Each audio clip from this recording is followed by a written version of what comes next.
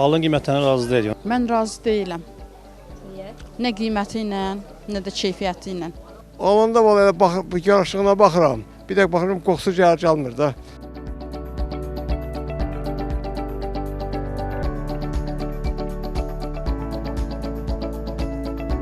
Mütəxəssislər həftədə 2 dəfə balıq yeməyi tövsiyə edirlər. Çünki balıq insan orqanizmi üçün faydalıdır. Bəs balıq alarkən nələrə diqqət etmək lazımdır?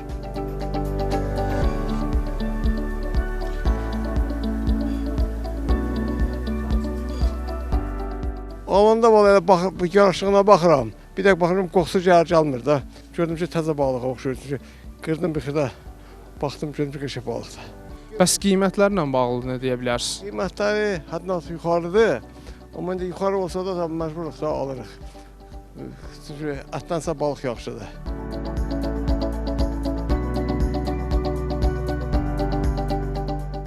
Balığın qiymətlərinə razı deyilik. Ona görə ki, bazar iqtisadiyyatına görə maşında başqa qiymət satılır, balıq gətirilir, amma əllərdə başqa qiymət satılır. Maşında 5 manata satılır, əllərdə satılır 11 manat, 12 manata.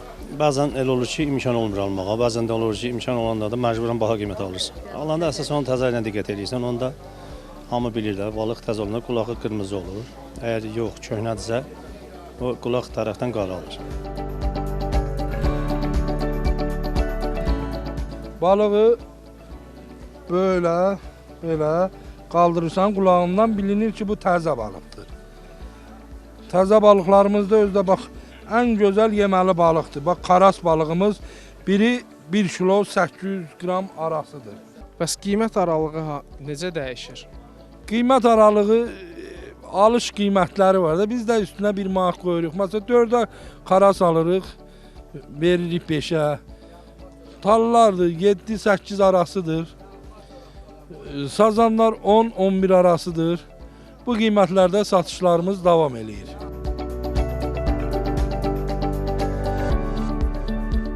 Bu xanı balığıdır. Bunlar sazan balıqdır. Bunlar sudak balığıdır, sümüksüz balıq. Xanı balığı 8 manatdır, sudak balığı 10 manatdır, sazan balığı 10 manatdır. İndi alan olsa kasıb ətindən də veririk. Biraz amma qiymət fərqli olur. Onda olur 10 manat deyək. Təzəliyi yoxdur, göstərir yəni. Təşkin qulağı qırmızıdır balığın. Yəni ümumiyyətlə təzə balığın, yəni mən satım, qulaq satdım, balıq qırmızı olmalıdır qulağı. Xüsusi şəraitdə saxlanılan balıqlarla yanaşı, hal-hazırda biz burada çöl şəraitində satılan balıqlar da görürük. Burada nə satıcı, nə də alıcı var.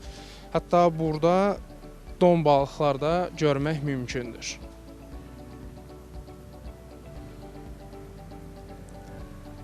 Bazarın bu hissəsində də donmuş şəkildə satılan balıqlar var. Gəlin görək bu balıqlar haradan gəlir.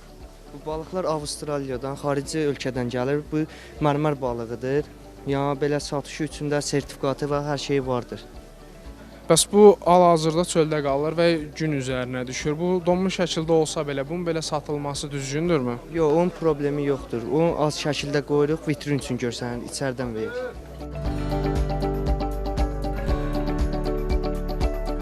Balıq və balıq məhsulları yüksək riskli məhsullar qrupuna daxildir. Bu kimi məhsullar xüsusi şəraitdə saxlanmalı və satış həyata keçirilməlidir. Qanunvericiliyə əsasən ticarət dövrəsinə daxil edilmiş balıq məhsulları kənd təsərrüfatı məhsullarının satış yerlərində, o cümlədən müvafiq avadanlıqlarla təsis edilmiş baza, yarmarka, mağaza və xüsusi ayrılmış digər yerlərdə həyata keçirilməlidir. İstehlakçılara balıq və balıq məhsulları alarkən daha diqqətli olmaları, normativ sənədlərə uyğun şəraitdə saxlanması və satışına əmin olduqdan sonra istifadə etmələri tövsiyə olunur.